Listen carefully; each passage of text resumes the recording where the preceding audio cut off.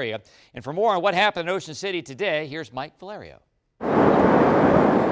It was a sight both majestic and miserable as Ocean City welcomed Dorian. I love vicious weather, but this is something that kind of frightens me. There were those who refused to let Dorian ruin the start of the weekend, pelted by rain right on the boardwalk. Then there was flooding, cutting off streets leading to the Ocean City inlet. I stepped out and the wind almost knocked me down, and the sand just kind of beat your face up, and the wind as well. By the evening, a reprieve from the rain and an update from the shore. We checked in with lifeguards a couple minutes ago here in Ocean City, and they said since they went on duty at 5 a.m. up until this 5 o'clock hour, they've reported no rescues and nobody trying to surf within the Ocean City limits right here. So let's pan over to my right. You can see the very end of the Ocean City Pier in the distance. Authorities are keeping people away from the end of the pier. The surf still between 6 and 10 feet high. Oh, well, I think of Dorian. This is my first time experiencing being out here with all the high wind and the water. This is fascinating to me.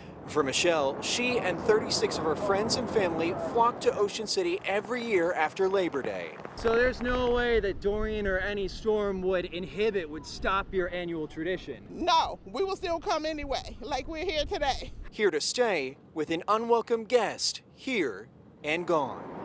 In Ocean City, Mike Valerio, WUSA 9. And there's one more thing I should mention. The Bay Bridge is under a wind warning right now. That means drivers should be extra careful. If you're heading out of town, you'll probably hit more traffic than usual.